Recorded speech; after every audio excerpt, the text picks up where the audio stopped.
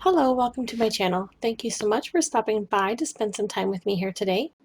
I just want to start this video off just mentioning how much that I'm a big supporter and a huge fan of Gina K Designs and all of her products and stamps. I have a huge collection of them and I truly am in love with her products.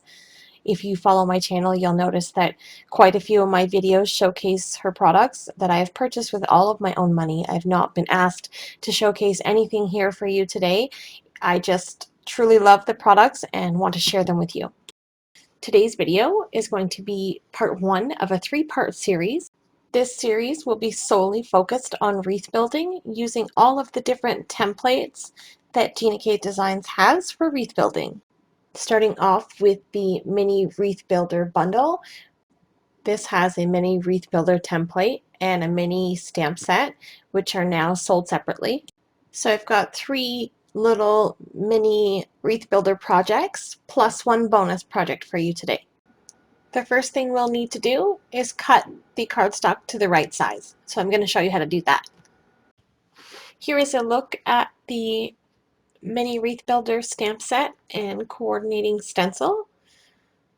So it's got a bunch of little images and a to and from in there, a couple of different to and froms, and then the stencil. So I'm going to measure the center of the stencil to see what size cardstock I need, and it turns out to be just a little under 2.5 inches. So I'm going to cut my strips at 2.5 inches by 4.25, and I'll get 4 of those cut out. So I have 4 little tags for my project today, and I just want to make sure that it fits in the stencil.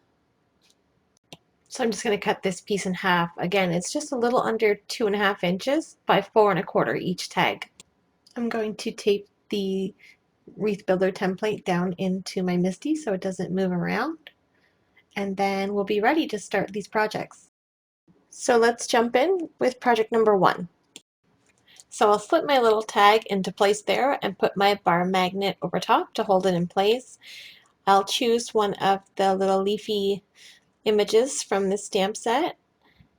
I haven't decided which one. I want to use them all, but I feel like with the wreath builder, more is sometimes better. Or is that the right phrase? I'm not sure. But I think that, no, it's not. I'm sorry. Less is more in this case. That's what I want to say. If you overfill it, I think it looks a little too crowded and too busy. Using a minimal palette and minimal amount of stamps creates a more elegant looking image. So we're just going to go ahead and start stamping. So you put the first image where you want it and start in the square orientation, because then this way you know every turn that you make it's not going to go off the cardstock. So we'll stamp the first image and then rotate it to the next turn, to the next little slot, and stamp, and then turn it again, and you see how this pattern starts to form. So you have to figure out your placement and trial and error basically to see how the images will land and how you like your wreath to look and how full you want it. And I'll go ahead and I'll turn this 8 times until we get all the way back to the beginning. And then you have what starts to look like a really fun wreath. All of the inks that I'll be using for my projects today are Gina K Designs ink. So I'm just going to clean off my stamp and then I'll switch to another foliage. And I'll use a different color ink for this one just to get a bit of variation. And then we'll do the same thing all over again and turning it 8 times. I didn't have any specific designs in mind. I just put the stamps on the cardstock and went to town. And then this is what comes out every single time. The wreath is perfect. So there's my completed wreath, and I'm going to add in my little flowers to make it nice and full and turn that 8 times. And then that's going to be it for the wreath. I'm going to stop there. So I'm just going to line up the to and the from, and I'm going to stamp that with some of the same ink that I used in my wreath. I think I'm using the fresh asparagus here. So just double stamp that because it was the first time that had ever been stamped. And I want to make sure I get a good impression. And then I'm going to use my acrylic block to add in a few little holly leaves and some berries, just to kind of bring in some color to the top of the tag. And then that's going to be it for stamping. So I'll just move everything out of the way here. So I've decided that I want to trim off the edges of the top of this so that it looks like an actual tag. I just cut off the corner. So I'll flip it over like a mirror image and I'll add it to the corner there and just use my reverse tweezers to pinch it down and hold it in place. And then I'll just clip that off. And then you'll have two matching edges so that one's not smaller than the other or misshapen. And it's a perfect little tag shape. You could use a trimmer or a trimmer guide. You could measure to make sure it's correct. I like this method. It's simple and easy. I don't have to pull out any other tools other than some scissors, and it's pretty basic. And I like to just snip off the top. Sometimes if it's too pointy, I'm just going to use my crocodile and punch a hole and set an eyelet into its place, and it gives it a complete finished look. And then that's going to be it for this project. Project number 1 complete. Here's a close-up look at the project. Okay, moving on to project number 2. This is a similar idea, just a different style. So we'll just go through this. I'll play a little bit of music and speed this up and catch you back on the other side.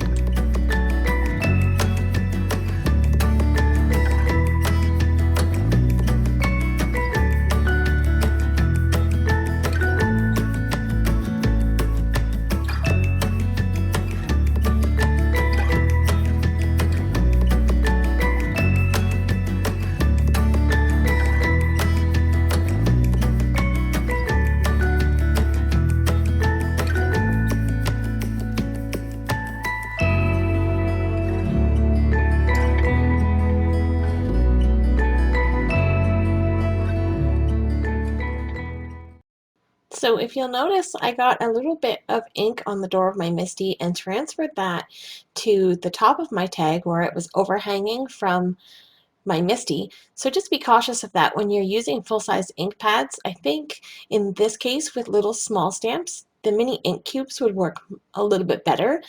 So I'm going to go ahead and finish off this tag the same way as I did before, using my little reverse the corners little trick there and snip off both those edges, and again take off the top. I just think the tag is cuter when it's a little bit shorter, so that's just my preference. And I'll go ahead and punch a hole in the top of this tag, and then that's going to be it for this tag. Here is a close-up look at this project.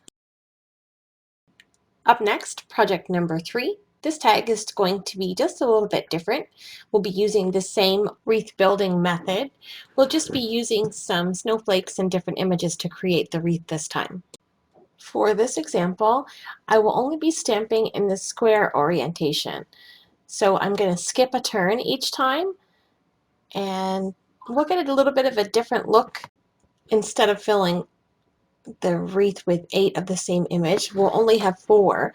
And then I'll go back in and I'll put another image in between those and stamp again only 4 times, creating the first layer of my wreath pattern. So I added in 2 more images to this wreath and then I stopped there and called it done.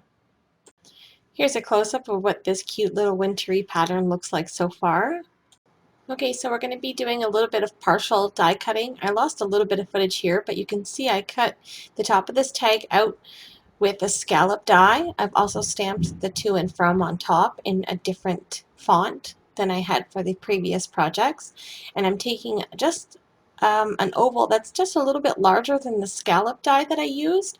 And I'll cut that out of some cardstock that matches the ink that I've used. And I'm just going to run that through my die cutting machine. And then we've got this sort of weird half a circle, sort of half an oval thing going on. And I'll just get that lined up with the scallop edge of my tag. I'll trim off the edges that overhang and I'll punch a hole through the top. And then that'll be it for this tag. It's got a cute little scallop design on the top. And here's a close-up look at the finished project. This last tag is a bonus project. It's not using the wreath builder, but it's using the extra little bonus stencils that you get inside of the mini wreath builder. So I pull out a little craft mat here so I can ink blend on top of it. I lay my cardstock down and tape my stencil over top, and I've got some ink blending brushes, and I'll just use my Gina K inks and ink blend over top of the snowflakes. And I'll just move my cardstock around and I'll change to a few different colors of ink. I'm not being too careful about filling the colors in solid or worrying about any ink transfer or anything like that. I'm just blending some snowflakes on in a random pattern, and I'll just run through this really quickly. After lifting up the stencil, I noticed a few ink smudges, which are not a big deal. I'm going to take my brush and I'm going to run over the cardstock with whatever ink's left on there. And it'll just kind of blend it all together and cover up any of that stark white space. So it'll just fill it in nicely and blend everything and make it look pretty, like a little snowy background. I stamped my to and from and just overlapping the snowflake a little bit. And then I went in with my acrylic block with one of the small little snowflakes in the stamp set, just to fill in the background a little bit to make it look more of like a wintry blizzard.